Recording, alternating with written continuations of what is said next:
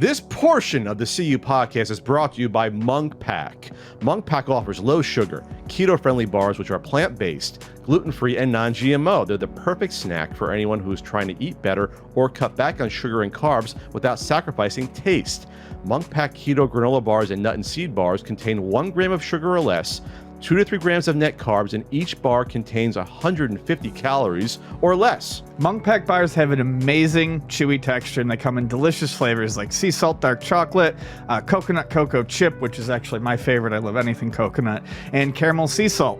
They're perfect for a quick breakfast, a snack between Zoom calls, or as a guilt-free decadent dessert. I often have one between doing this podcast and then doing my day job. I'll have something like the peanut butter dark chocolate while I'm editing the podcast. They're great because you don't feel bad after eating them because they're not terrible for you. Right. By shopping online, you can avoid another trip to the grocery store and have Munk Pack delivered right to your door. These bars are not just for people eating keto. They're a great snack for anyone looking to reduce their sugar intake while still enjoying delicious, flavorful snacks. They contain real ingredients that are delicious and nutritious for your whole family.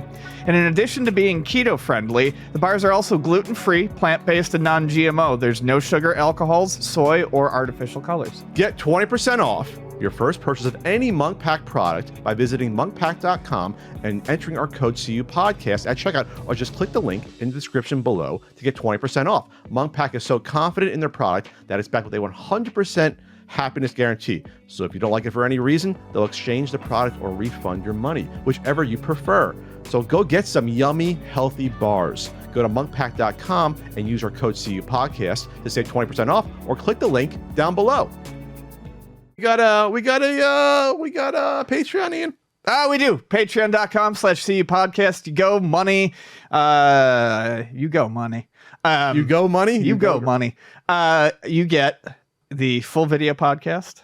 You get bonus podcast bits and bobs. You get hangouts once a month. You get writings, and you also get to vote in these poll topics. You absolutely do, Ian. And in second place, I didn't know it was going to be this bad, is grading or reselling worse for video game collecting. 19%. And in first place, you got to put a hat on for the thumbnail. Ian's gaming habits at 40 versus 30. What has changed? Get the mic out of the way real quick, Ian. I need one more. Okay. So, Ian, yes, you are 10 years older and wiser. What has changed between gaming now versus when you were 30 years old for you?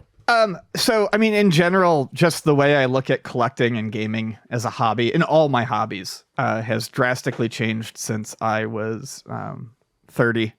When I was 30, I had just started to make when I moved out to San Diego, I didn't bring a lot of money with me. I wasn't making a lot of money. I was living paycheck to paycheck, for most of my first few years here. And around 30, I started to actually have some bankable income again. Gotcha. So I was, getting a little bit more into collecting, the PC Engine and the Game Boy stuff, but I still wasn't buying a ton. But I was certainly being a lot looser with it. Okay. And I was still constantly buying, any new title that came out that I wanted to play on a newer system. I was buying new systems fairly close to launch and, not doing a whole lot with it. I was also still buying like RPGs and things like that with the, the idea that I was going to find the time to actually play these. And I also, back then I was 100% consoles. I wasn't doing like any sort of gaming on PC. You weren't doing mobile gaming at all? 2012, that's when smart handheld no, I wasn't. I never got into handheld gaming. Mobile gaming. I obviously got very into handheld and portable gaming, but mobile as a platform, phone, iOS, Android. There are some games that I've played on phones that I think are very, very good, but as a platform, I cannot go back to it. It's weird. It's on me at all times, but I just don't play phone games. Sure. But I would say probably sometime, maybe right around 35. I just kind of looked around and was like, I have too much shit. So 2017, 5 years ago. Yeah, probably. I have too much shit. and I have too many games. And I always used to joke, hey, I'm buying all these games. You know, it's rainy day games. It's for retirement or whatever. But I'm just like, I'm ideally not. I'm just not going to get to all of these. So you know, I reduced a lot of my collections. I got rid of, you know, I cut down a lot of my collections. Got, you know, between 30 and 40, I went from having my hand in all sorts of systems here and there to getting rid of my Nintendo games, most of my DS and 3DS games, most of my Genesis games. I eliminated most of it, and the only physical collections I still had were PC Engine and Game Boy, really. And around this time, though, I actually finally started sitting down and playing games more again. I was in a point in my life where I was comfortable, and I was, you know, actually like dedicating some time to them. I was with someone, I'm with Vani. She didn't find like my game hobby weird or off-putting or anything like that. So, you know, we'd play a lot of games together, stuff like that. But I'd say the big change that has really come about in the past 2 years is I have moved from being an almost entirely exclusively console gamer to almost an entirely PC gamer at this point. Wow. I can't remember the last game I bought for my PlayStation 4. I honestly can't remember the last time I turned it on. I have not been looking for a PS5 or an Xbox Series because I just don't feel like I need one. Okay. I bought this laptop for work last year. It's got a 3080 RTX in it. Like it has a. It can handle stuff. It can pump out PS5 level graphics when I hook it up to my TV. Like it outputs 4K. Yeah. It's. I was going to say you hook up to a monitor, TV. It is, you know, it is a current gen system. So was cost one of the factors why you didn't want to spend another like $500-$700 on a PS5? Well, that is one of them, but it's just that most of the stuff that I can get, utility is nice, but most of the stuff that I can get, or most of the games that I want to play on like a PS5 or an Xbox are on PC now too. There are certainly things I will miss. There are exclusives that I won't get, but it's not worth it for you. It's not worth it for me because I'm not going to get to them anyway. This is a clear point. This is where like 5 years ago, I absolutely would have gone and gotten the PS5, and I probably already have 5 or 6 games still sealed, waiting for me to say I'm going to play them someday.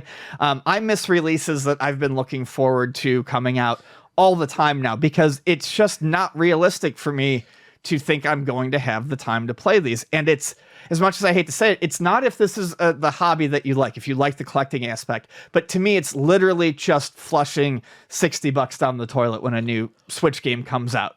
Well, yeah, to me, it's weird when people start quote unquote collecting the newer releases especially because they're only going to get cheaper. You don't need if I'm not going to sit down and play a game that week. I'm not going to buy it. It's very rare for a new release unless it's like a weird thing like Devil's Third where like it was a limited a limited edition or something like that. But for the most part, new games go down, especially if they're used. Yeah. But even sealed ones you'll be able to find years later for cheaper. Right. Like that's not going to be a problem for any new game going forward. There's going to be a sealed one laying around if you're going to sell it. But I guess what you're saying is, yeah, you don't want to spend $60 on a bunch of games. It's like buying a new car. It automatically depreciates right. after you buy it. Like, what's the point of doing that? And I was getting back into a habit with that was getting bad, you know, before I kind of stopped where, you know, it's not like I was overspending, but I'd be like, I want this game. This game looks good that Nintendo's coming out. Release day. Go buy it, put it on my table. I'll be honest, I still haven't played fucking Nintendo. I haven't played Switch Sports. Bought it. Never played it. It just sits there. You wanted to, but it's just like time, everything else going on, responsibilities. And I'm trying to like, you know. Now, is that a, sorry to cut you off, is that a result of the new job partially? Yeah, it is, or is because that lifestyle.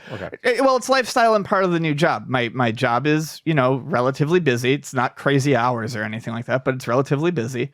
I do this, and because I work from home, I have to clearly compartmentalize certain parts of my day. Sure. Otherwise, I don't feel right. So it doesn't feel good to me to work all day, close my laptop, and then immediately sit down and start playing a game. Sure. Because I was just on the computer forever. I haven't done anything. I've been sitting around all day. So I have to, what I do is I usually, you know, after I finish work, I'm like, I have to go work out or I have to go walk to the grocery store, I need to do something separate. Then I make dinner. And then at nighttime, that's usually when it's my leisure time. But by then, Vonnie's usually home. And, sometimes I want to watch a movie or something with her. Because I have to make sure I'm getting up and out of the house because of working from home, it cuts away a chunk of time that if I was working out of the house, I would not feel bad about using for video games, if that makes sense. Sure. If I was coming home from a job, walking into the house, cracking a Diet Coke and turning on the video game, that's one thing. That's winding down after work. Sure. But if I'm working from home and I'm literally moving 5 feet, it just feels like I got to get up and do something. Sure. So, yeah, that's kind of where I'm at. I do think, honestly, in some ways, I might be playing more games than I did 10 years ago, but it's all roguelikes, it's all shooters, it's all quick, fast stuff, that has arcade experiences, or experiences that can be longer, but they move in quick bursts that I can save and come back to. So that's mostly it. Yeah, I played Mario 35. I like the fact that there can be quick games, but you can play for like 45 minutes and get a bunch of games in. If you want to get two games in and go do something, great. But if you want to veg out, it's good enough, it's fun enough that you can spend an hour on it. I'm still pissed about that. And that's honestly, those are the types of games that I'm constantly looking forward to. Stuff that has maybe maximum like a 30-minute loop that I can then, I'll go again. And if it's 15 minutes or 10 minutes, even better. So you still have an interest in video games. That hasn't changed. It might have gotten stronger in some ways, but it's shifted with the lifestyle, new job. You're thinking about, you don't collect as much as you used to. Well, and I think that is the big thing, is I buy and collect way less than I did 10 years ago. Sure. You're also collecting other things. I don't know if you're collecting vinyl more, but you also collect vinyl. In spurts, yeah. I mean, I obviously have a lot of records. I haven't gone to the record shop in 2 months, but that's because I was going every week for 3 months, and it's like, okay, I need to. You're going every week for 3 months? Yeah, I mean, lots of record collectors do, because you want to see what gets brought in for trade-ins. Yeah, and I was getting great shit for good prices. Well, I mean, that's why people were out early at Hobbies. They were the vinyl collectors were out there. Maybe less nowadays, but they were always out there sifting through, and you see a guy with a few, you knew it was something special from like the 60s or 70s, you know what I mean, or 80s. And I do, and you're right, a lot of it is just other interests too, and something I didn't even really think about, but it's very true, is I love to cook. Even when I'm like at my worst, cooking is one thing that brings me joy and order, and the way I like to cook is not the most cost-effective way to cook. I like to get up and I like to walk to the grocery store, and I like to see what looks good. I like to check out the produce. You're taking the OG like experience. You go to the market, you're buying the stuff to make them. I buy it fresh, and that's honestly, that's how I've cooked for years and years. And it's not, like I said, it's not financially. It's not efficient. It's not efficient, but I love it. That's your process. But I get up, I go to the supermarket, and I mean, sometimes I'm making cool frugal meals for like $15, but sometimes I'm splashing out $40 to $50 just for that night's dinner. And that's money that it's a lot of money for a meal. That's money that it is, but I'm fine with being like, I'm just not spending it on video games now. I'm spending it on this. That's what you're enjoying more. You see the value in that. Right. I'd rather spend the 2 hours shopping and making a nice meal than I would spending the same amount of money to play a game for maybe 5 hours and forget about it. To you, it's a more fulfilling hobby. Yeah. The experience. Yeah, absolutely. Maybe it calms you. Maybe it's just, it's definitely your mind calming. Likes it. You never told me that. You never told me that you buy ingredients just for that day's dinner. Oh yeah, no, that's pretty much all my meals are like that. Gotcha. Wish I had that time. That's interesting, Ian. Maybe I'll do one about it at some point. There'd be some similarities, some not. I think real quick, what I would zeros and fives.